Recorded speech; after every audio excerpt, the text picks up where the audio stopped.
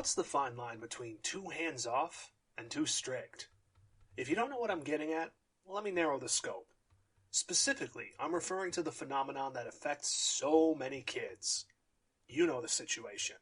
A kid grows up with a lot of structure, a lot of consequence, and not a lot of autonomy, and that seems to work really well for them.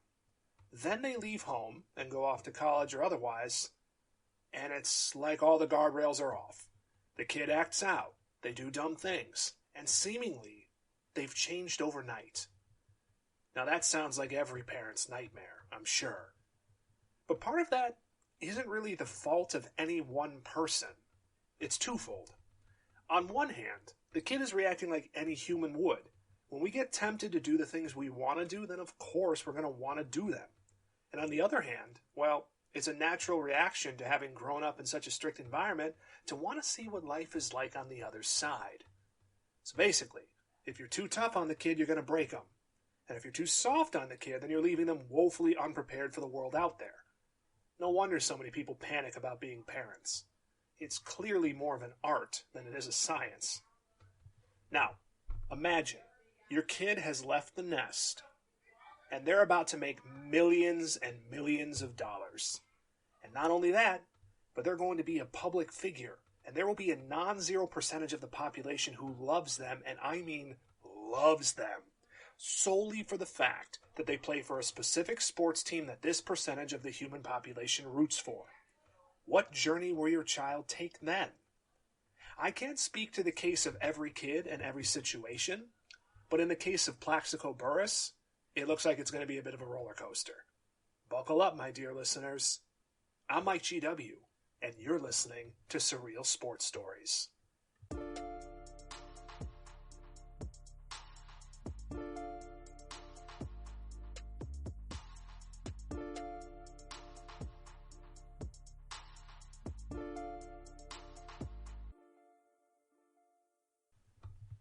In mid-April of 2000, the NFL held its annual draft, where each team gets 7 picks to stock up their team for the future. Though, if we're being real, everyone mostly just pays attention to the first round of the draft, and even more specifically, the first 15 picks of the draft. If you're a sicko like me, you usually pay attention to the top 10 or even the top 5, but, well, we're getting off track. Folks who get picked in the top 15 are usually expected to be consistent starters in the league right from the get-go. If they're picked in the top 10, they're usually expected to be solid if not a star. And if you're picked in the top 5, or even, God help you, you're the first overall pick, you're expected to be a star, like Madden cover star for the league. Where did Plaxico Burress go in that draft? 8th overall. So automatically, huge expectations. And who picked him? The Pittsburgh Steelers. Now, the Steelers were, and still are, one of the most solid and storied franchises in the National Football League. They have a history of success, and they have a history of stability. As of 2024, the Steelers have only had 3 head coaches since 1969. Chuck Noll, Bill Cowher, and now the coolest cat in the league, Mike Tomlin. I'm a fan of Mike Tomlin, just roll with it. Now, the head coach when Plax entered the league was Bill Cowher. Cowher was one of the best coaches in the history of the league, if his election to the Pro Football Hall of Fame in 2020 is any indication, and he'd started strong. From 1992, his first season, till 1997, Cowher became the second coach in NFL history to lead his team to the playoffs in each of his first 6 years as a coach. But by the time he drafted Burress, Cowher and the Steelers were coming off back-to-back losing seasons, and they needed to spark things up a bit. Drafting Burress was clearly a step towards answering that problem. Thing is, Bill Cowher didn't really know what to make of his new player at first. So prior to the draft, he talked to Burress's college coach, Nick Saban. In an interview years after the fact, Cowher remembered, quote, "Nick remembers as I came into his office and said, 'Nick, tell me about Plaxico Burress. I got like the 8th pick in the draft. He's just an unusually tall, big guy, but I talk with him, he's just not an easy guy to talk to.'" End quote. Now, if you remember last episode, Saban and Burress didn't exactly have the strongest relationship, at least from Burress's perspective, so it wouldn't be surprising to think Saban would have a similarly dim opinion of him. but his response was more measured and frankly why he's one of the best coaches of all time. He said, quote, "Let me tell you about Plaxico Burress. He'll walk the line, but he won't cross it. He'll walk the line. He's going to challenge you, but he won't cross it. If you challenge him, he will respond." End quote. Cowher naturally asked what happens if Plaxico Burress crossed the inevitable line, to which Saban replied, quote, "Just pull him back. Just pull him back. If you pull him back, he'll be fine." End quote. Maybe a bit paternalistic there, but also maybe not necessarily the wrong thing to say. Let's not forget, Plaxico Burress was still a kid, and he was going to act out. And let's just say that he would put Nick Saban's wisdom to the test. It started before the draft, during the NFL Combine, where all the wannabe players work out in front of teams that want to draft them out of college. In Plaxico's autobiography, he told the following tale, quote, "I was supposed to meet with them at 2 in the afternoon, but I slept through it.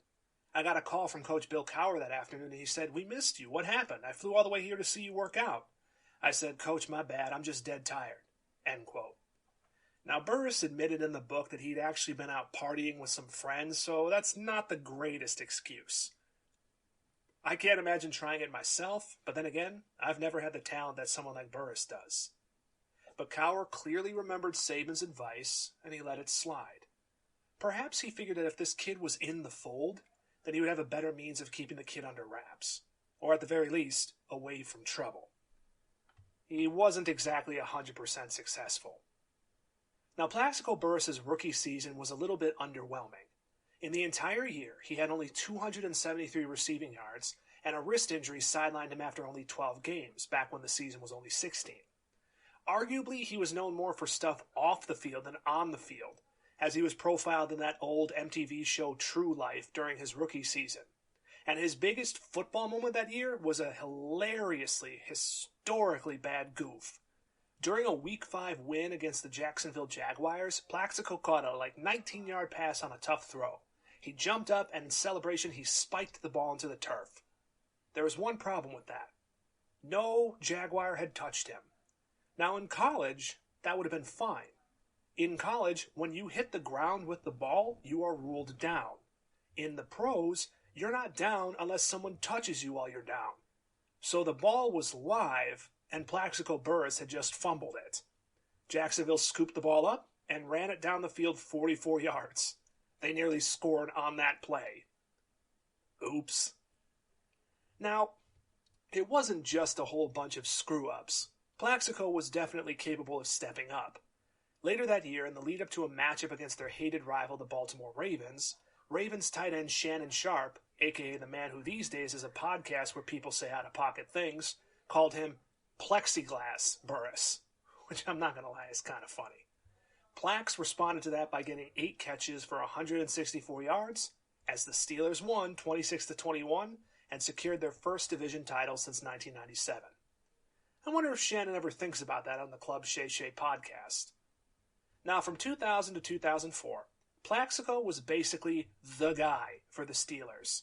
Over those 4 seasons, he had over 4,000 receiving yards, 22 touchdowns, and helped the Steelers average 11 wins a season during that stretch. They made the playoffs 3 times.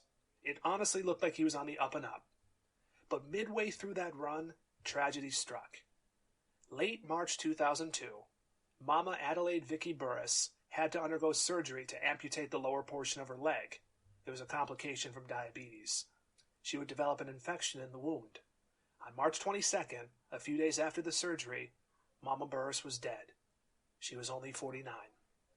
In the NFL, in the midst of his 3rd season, Plaxico delivered the eulogy.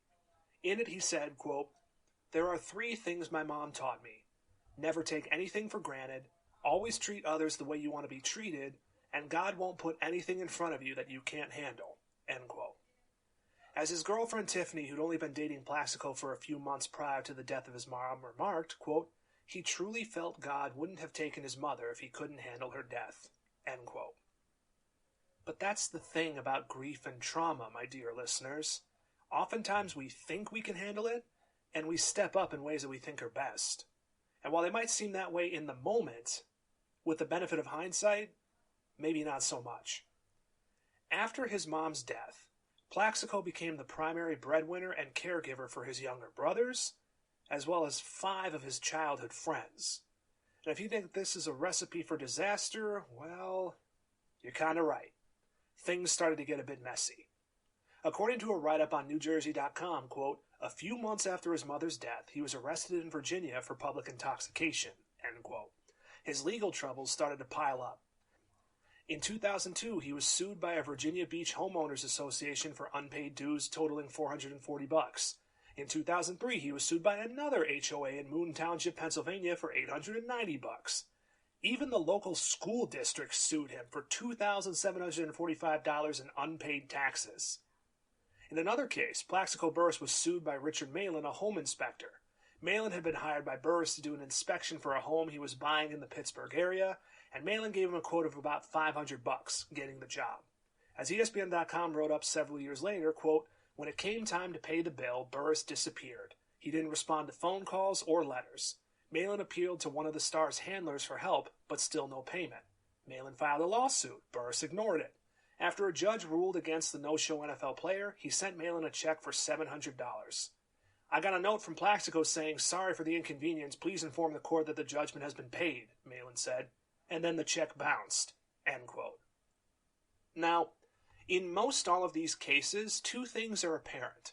1, Burress never actually fought any of the judgments against him. He just seemed to ignore them, or failed to grasp the inconvenience that he was putting on other people. And 2, and this kind of ties into the first one, he always paid up. Eventually. So pretty crummy behavior, but not the absolute crummiest. Now, years later in an article he wrote for the Players Tribune, Burress wrote about his attitude and the ways he handled money earlier in his career. Quote, when the Steelers drafted me, they basically handed $5.5 million to a kid who had never even had a bank account. I came from the hood. I didn't know anything about money or how it worked. I thought that when I got to the NFL, somebody would teach me about money and about business, but nobody did. I went to the rookie symposium with all the other rookies, and people came in and talked to us about finances and how to talk like a pro and all that. But they also had us put condoms on bananas. No lie, they brought out baskets of bananas and baskets of condoms like it was an 8th grade health class. It felt like they spent more time teaching us about STDs and how to conduct ourselves in public than about how to protect ourselves from scams, risky investments, and other financial dangers. After the symposium, I could put a condom on a banana, but I still didn't know how to write a check. End quote. Now, before you pick up your pitchforks and accuse me of dismissing Plaxico's behavior or accuse him of acting like it's not his fault, in literally the very next 2 sentences of that write-up, he went on to say that he wasn't blaming the NFL and that, quote, at the end of the day, it was my life and it was my money, and I should have taken the necessary steps to educate myself. End quote. Shoot, even some of the other people that he screwed over financially didn't really hold it against him. Most of his creditors had the attitude of, well, we don't love going to court to get our money, but when we do, he does pay up. Richard Malin, that home inspector who eventually got his money, remarked years later, quote, I think he was just an immature screw-up, end quote. Others, like Burress's ex-business partner, Brian Van Dusen, remarked, quote, we were cool, we would hang out, but he just got too big in his head. Just because you're from the NFL, it doesn't mean you can do anything every which way, end quote. Now, eventually, Burress's behavior off the field started to affect him on the field. In 2004, in what would be his final season with the Steelers, Burress fell afoul. In May of that year, he was suspended from the team for skipping a Monday practice. I guess Coach Cowher had his limit. Later that year, he'd get fined thousands of dollars for comments on what he perceived to be bad officiating.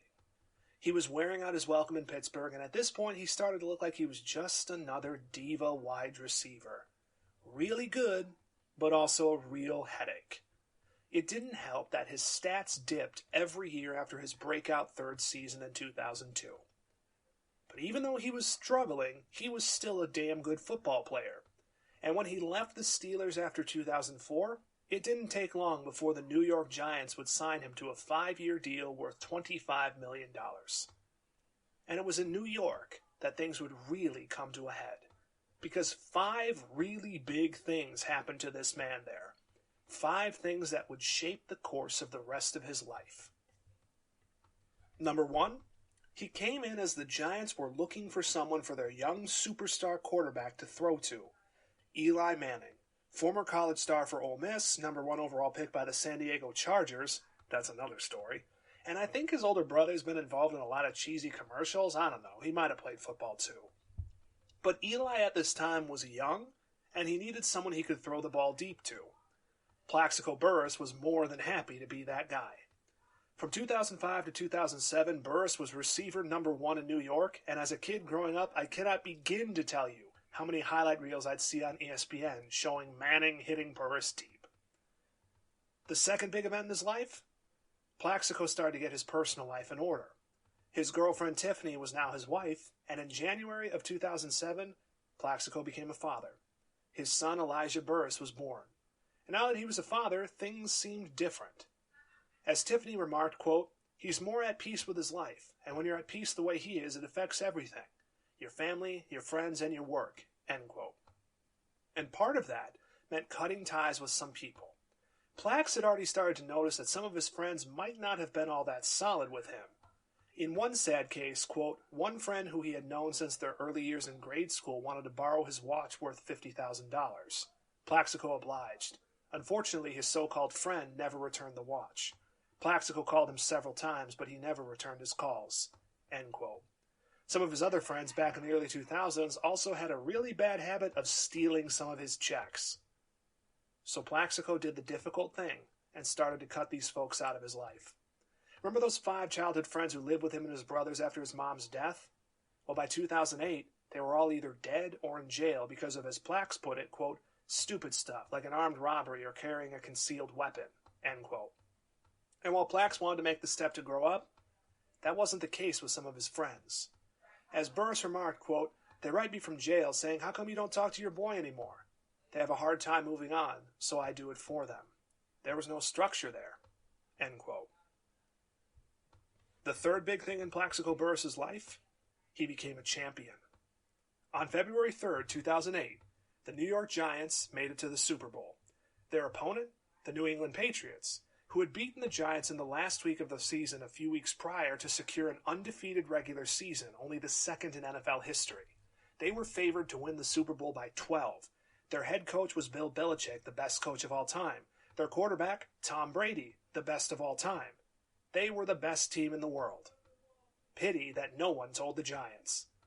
Impossibly, the Giants defeated the Patriots 17-14 in what is considered one of the greatest Super Bowls in history, as well as one of the biggest upsets in NFL history.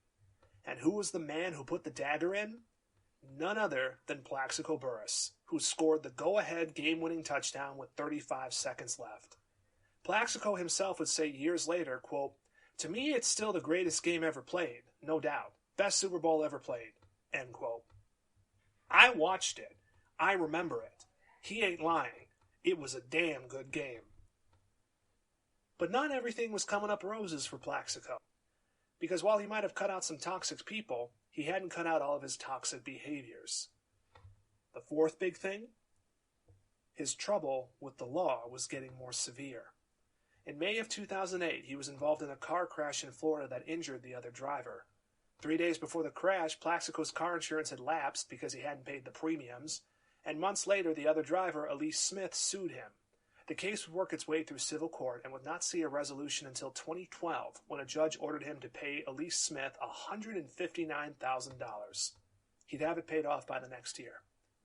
Meanwhile, the police were called to the Burress household twice in 2008 for what were described in the North Jersey record as domestic disputes.